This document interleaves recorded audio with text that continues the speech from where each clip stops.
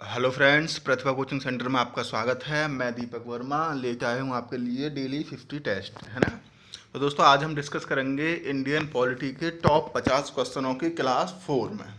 इसमें हम जानेंगे कौन से एग्जाम में जो प्रीवियस ईयर में जितने भी क्वेश्चन आ चुके हैं उन सब की एक टेस्ट सीरीज हम ला लेके आ रहे हैं। उनको प्रिपेयर करते हैं हम मिलके और उसको आपके लिए लेके आते हैं। तो उसी कड़ी में पेश है आज की टेस्ट, है ना। तो आइए शुरू करते हैं डेली टेस्ट। तो हमारा पहला क्वेश्चन है, भारतीय संविधान में मूलभूत अधिकार किस संविधान से लिए गए थे। ध्यान से पढ़ेंगे दोस्तों। जो मूलभूत अधिकार हैं या मौलिक अधिकार हैं उनको किस देश से लिया गया था। चार ऑप्शन दिए गए हैं, अमेरिका, यूके, सोवियत संघ। इनमें से कोई नहीं। आपको सही आंसर बताना है और उसको कमेंट बॉक्स में लिखना है। तो इस क्वेश्चन का सही आंसर होगा अमेरिका। ठीक है दोस्तों। अगला क्वेश्चन, निम्न में से क्या उच्च न्यायालय और उच्चतम न्यायालय दोनों की अधिकारिता के अधीन आता है। क्या कौन सा उच्चतम न्यायालय और उच्च न्यायालय दोनों की अधिकारिता के अधीन आता है। तो दोस्तों क्या होंगे वो होंगे हमारे मूल अधिकारों का संरक्षण। ठीक है दोस्तों, मूल अधिकारों का संरक्षण। अगला क्वेश्चन है हमारा, प्रारंभ में कितने मौलिक अधिकार थे। तो दोस्तों प्रारंभ में कितने मौलिक अधिकार थे आप बताएंगे। 7 मौलिक अधिकार थे। जब हमारा संविधान बना था उस टाइम पे कितने अधिकार थे, 7। लेकिन 44 में संविधान संशोधन 1978 में जो हमारा संपत्ति का अधिकार था उसको 300 क में करके सब कानूनी अधिकार बना दिया गया था दोस्तों। ये आप याद रखेंगे। अगला क्वेश्चन है, भारतीय संविधान के निम्न में से किस अध्याय में जनता की गारंटी मूल अधिकार दिए गए हैं। यानी कि जो मूल अधिकार हैं दोस्तों वो किस भाग में दिए गए हैं। कौन सा भाग होगा, 2, 3, 4। आपको सही आंसर बताना है तो सही आंसर होगा हमारा भाग 4। ठीक है दोस्तों। अगला क्वेश्चन देखते हैं, संविधान के किस अनुच्छेद के अंतर्गत कोई भी व्यक्ति मूल अधिकारों के हनन का मामला सीधे उच्चतम न्यायालय में उठा सकता है। तो दोस्तों 4 ऑप्शन दिए गए, अनुच्छेद 32, अनुच्छेद 28, अनुच्छेद 29, अनुच्छेद 31। तो इसमें हमारा सही आंसर होगा वो होगा 32, अनुच्छेद जो होगा 32। ठीक है दोस्तों। आप साथ ही साथ कमेंट बॉक्स में आंसर पेस्ट करिएगा जिससे हमको पता पड़ेगा कि आपको हम साथ ही साथ कर रहे हैं। अगला क्वेश्चन देखते हैं, रिट किसके द्वारा जारी की जाती है ना, रिट। तो दोस्तों रिट जो होगी सुप्रीम कोर्ट और हाई कोर्ट दोनों, यानी कि उच्च न्यायालय और सुप्रीम कोर्ट यानी कि उच्चतम न्यायालय दोनों के द्वारा जारी की जाती है। अगर सुप्रीम कोर्ट की बात करें तो आर्टिकल 32 के तहत, और हाई कोर्ट की बात करें तो दोस्तों आर्टिकल 226 के तहत जो रिट जारी की जाती है। अगले क्वेश्चन की मैं बात करूं, निम्न में से कौन सा निजी स्वतंत्रता का एक अधिकार है। तो परमादेश, बंदी प्रत्यक्षीकरण, अधिकार परीक्षा, उत्प्रेषण। ये 4 ऑप्शन दिए गए हैं तो इसमें सही आंसर होगा हमारा बंदी प्रत्यक्षीकरण। अगला क्वेश्चन मैं देखता हूँ, उच्चतम न्यायालय के द्वारा कितने प्रकार की रिट जारी की जा सकती हैं। दोस्तों मैंने अभी आपको बताया था कि उच्चतम न्यायालय है उसके द्वारा 5 प्रकार की रिट जारी की जा सकती हैं। ठीक है, आप याद रखेंगे इनको। अगला क्वेश्चन है, भारतीय संविधान के अनुसार जीवन का अधिकार है, यानी कि जो जीवन जीने का अधिकार है वो क्या है। तो 4 ऑप्शन दिए गए हैं, राजनीतिक अधिकार है, आर्थिक अधिकार है, मौलिक अधिकार है, धार्मिक अधिकार है। तो दोस्तों जीवन जीने का अधिकार है वो है हमारा मौलिक अधिकार। ये किसमें 21 काम है। ठीक है दोस्तों, याद रखेंगे हम इसको। अगला क्वेश्चन देखते हैं, निम्न में से कौन सा अधिकार भारतीय संविधान द्वारा मौलिक अधिकार के रूप में नहीं दिया गया। तो 4 ऑप्शन इसमें दिए गए हैं, समानता का अधिकार, संपत्ति का अधिकार, स्वतंत्रता का अधिकार, शोषण का अधिकार। तो इसमें हमारा सही आंसर होगा दोस्तों मौलिक अधिकार रूप में किसका नहीं है, संपत्ति का अधिकार। ठीक है दोस्तों, ये हम याद रखेंगे। ठीक है। अगला क्वेश्चन है, किस संविधान संशोधन अधिनियम द्वारा संपत्ति का अधिकार मूल अधिकार बना था दोस्तों। तो वो बना था 44 में संविधान संशोधन 1978 द्वारा इसको मूल अधिकार से हटा के संपत्ति मतलब विधि अधिकार में बना दिया गया था। और ये किस आर्टिकल में है, 300 काम है। अगला क्वेश्चन मैं देखता हूँ, संपत्ति का अधिकार को मौलिक अधिकारों की सूची में किसके शासनकाल के दौरान हटाया गया था। मोस्ट इंपोर्टेंट क्वेश्चन है। आप देखेंगे इंदिरा गांधी सरकार, मोरारजी देसाई सरकार, नरसिम्हा राव सरकार या वाजपेयी सरकार। तो सही आंसर होगा हमारा दोस्तों इसमें मोरारजी देसाई सरकार। आप इसको याद रखेंगे। अगला क्वेश्चन है हमारा, निम्न में से वह मौलिक अधिकार कौन सा है जिसे डॉक्टर भीमराव अंबेडकर के अनुसार संविधान का दिल कहा जा सकता है दोस्तों। तो जो संविधान का दिल है वो कौन सा दोस्तों, आर्टिकल 32। यहाँ पे मैं ऑप्शन भूल गया हूँ लिखना, तो उसका कौन सा होगा, आर्टिकल 32। आप ये याद रखेंगे। अगला क्वेश्चन है, संवैधानिक उपचारों का अधिकार क्या है दोस्तों? तो समानता का अधिकार, धर्म का अधिकार या स्वतंत्रता का अधिकार? दोस्तों जो संवैधानिक उपचारों का अधिकार है वो है मौलिक अधिकार। क्या है दोस्तों? मौलिक अधिकार। उसको आप याद रखेंगे, वो क्या है? मौलिक अधिकार। इसमें ऑप्शन में नहीं है, वो मैं बता दे रहा हूँ। मौलिक अधिकार किस में आता है? आर्टिकल 32 में। ठीक है दोस्तों, अगला क्वेश्चन देखते हैं। भारतीय संविधान के किस अनुच्छेद को डॉक्टर बी आर अम्बेडकर ने भारतीय संविधान का हृदय और आत्मा कहा है? तो दोस्तों सही आंसर होगा आर्टिकल 32। क्या होगा? अनुच्छेद 32। अगला क्वेश्चन मैं देखता हूँ। कोई राज्य उन अधिकारों द्वारा जाना जाता है जिन्हें वह बनाए रखता है। कोई राज्य उन अधिकारों द्वारा जाना जाता है जिन्हें वह बनाए रखता है। तो हमारा इसमें आंसर ऑप्शन होंगे। यह कथन किसका है? तो ऑप्शन है इसमें हमारे मैकियावेली, लास्की, मैकावर या मिल। तो सही आंसर होगा दोस्तों इसमें लास्की। क्या होगा? लास्की। अगला क्वेश्चन मैं देखता हूँ। प्रेस की जो स्वतंत्रता है भारतीय संविधान के किस अनुच्छेद से मिलती है? तो जो प्रेस की स्वतंत्रता है दोस्तों वो किस में होती है? 4 ऑप्शन आपको दिए गए हैं, सही आंसर आपको बताना है। अनुच्छेद 19, अनुच्छेद 14, अनुच्छेद 21, अनुच्छेद 16। तो सही आंसर होगा अनुच्छेद 19 का, है ना। इसमें मैं लिखना भूल गया, अनुच्छेद 19 का। इसमें क्या होगा? भारतीय संविधान के प्रेस की स्वतंत्रता, अनुच्छेद 19 में दोस्तों। अगला क्वेश्चन देखते हैं। भारत के संविधान के किस अनुच्छेद के अंतर्गत सशस्त्र बलों के सदस्यों के मौलिक अधिकारों को विशेष रूप से प्रतिबंधित किया जा सकता है? जो सशस्त्र बलों के अधिकार हैं उनको किस रूप से प्रतिबंधित किया जा सकता है? तो वो होंगे 4 ऑप्शन दिए गए हैं, अनुच्छेद 21, अनुच्छेद 25, अनुच्छेद 33 या अनुच्छेद 19। तो सही आंसर होगा अनुच्छेद 33। मैं अगले क्वेश्चन की बात करूं। भारतीय संविधान में अल्पसंख्यकों को मान्यता किस आधार पर दी गई? तो दोस्तों 4 ऑप्शन दिए गए हैं, धर्म, जाति, रंग या कर्म। तो जो अल्पसंख्यकों को मान्यता है वो धर्म के आधार पर दी गई थी। अगले क्वेश्चन की मैं बात करूं यहाँ पे, तो भारतीय संविधान में मौलिक कर्तव्य कब समाविष्ट किए गए? तो दोस्तों 4 ऑप्शन है इसमें, 1971, 1972, 1975, 1976। तो जो मौलिक कर्तव्य की बात होगी तो 1976 में किए गए थे। 8 किए गए थे पहले।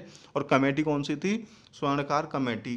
कमेटी का नाम याद रखेंगे, क्या था? स्वर्णकार कमेटी। और जो 8 थे उसके बाद 1978 में 2 और जोड़े गए, 10 हो गए। और 2003 में 86 में संविधान संशोधन द्वारा शिक्षा का अधिकार जोड़कर इनको 11 कर दिया गया। अगले क्वेश्चन की मैं बात करता हूँ यहाँ पे। संविधान में मौलिक कर्तव्य किस संशोधन द्वारा जोड़े गए? तो दोस्तों याद रखेंगे, जो 44 में संशोधन जो मौलिक कर्तव्य 42 में संविधान संशोधन 1976 के द्वारा जोड़े गए थे। भारतीय संविधान में कितने मौलिक कर्तव्य शामिल किए गए हैं? भारतीय संविधान में कितने मौलिक कर्तव्य शामिल किए गए हैं? ऑप्शन है 9, 10, 11, 12। तो दोस्तों कितने ऑप्शन है मैंने अभी आपको बताया था, तो 11 इसका हमारा आंसर हो जाएगा। अगले क्वेश्चन की मैं बात करूं। संविधान का निम्न में से कौन सा अनुच्छेद मौलिक कर्तव्यों से संबंधित है? 3 ऑप्शन मैंने इसमें दिए हैं आपको, 39, 51 का या 29 गए। तो सही आंसर होगा मौलिक कर्तव्य दोस्तों 51 क्या है। अगला क्वेश्चन मैं देखता हूँ। मौलिक अधिकारों को भोगने को सुनिश्चित करने की जिम्मेदारी निम्न में से किसे सौंपी गई है? जो मौलिक अधिकारों को जो उनको लागू करना है या उनका यूज कैसे करना है, इसकी जिम्मेदारी दोस्तों सुप्रीम कोर्ट और हाई कोर्ट दोनों को सौंपी गई है दोस्तों। अगला क्वेश्चन है हमारा। मौलिक अधिकार निलंबित कैसे किए जा सकते हैं? राज्यपाल द्वारा, राष्ट्रपति द्वारा, विधि मंत्री द्वारा या प्रधानमंत्री द्वारा। 4 ऑप्शन दिए गए हैं और इसमें सही आंसर होगा आपका राष्ट्रपति द्वारा दोस्तों। साथ ही साथ कमेंट बॉक्स में आप आंसर करते चलिएगा जिससे कि हमको जानकारी मिलती रहे। ठीक है, अगला क्वेश्चन होगा हमारा।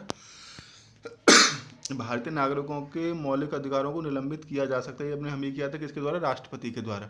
अगला क्वेश्चन है। राष्ट्रीय आपातकाल के दौरान, वित्तीय आपातकाल के दौरान, कभी भी, है ना।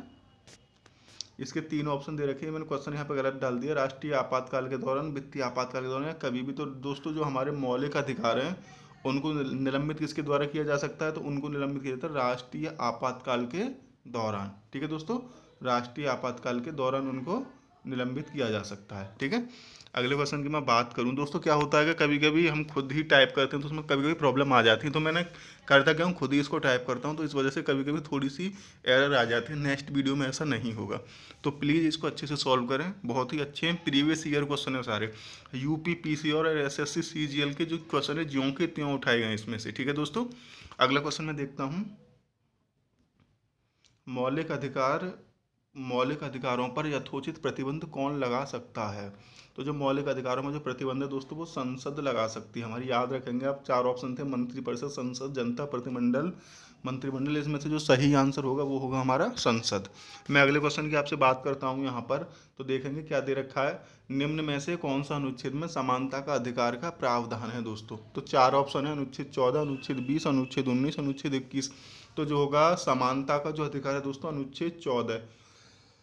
ध्यान से करना दोस्तों, इसी के तहत है ना डेली 50 क्वेश्चन ला के, अभी आज 50 है, अगले किसी दिन हम 100 मतलब 100 की टेस्ट सीरीज शुरू कर देंगे।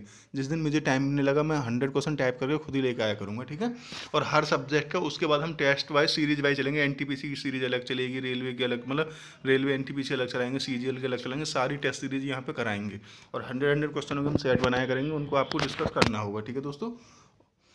तो प्लीज़ चैनल को शेयर करना। अगला क्वेश्चन देखते हैं हम, निम्न में से कौन से अनुच्छेद में समानता का अधिकार प्रावधान है दोस्तों? तो मैंने बताया था आपको अनुच्छेद 14। अगला क्वेश्चन मैं देखता हूँ, ना कौन से जो अधिकार हैं, मौलिक अधिकार कौन कौन से जो नागरिक और विदेशी में दोनों को प्राप्त हैं दोस्तों?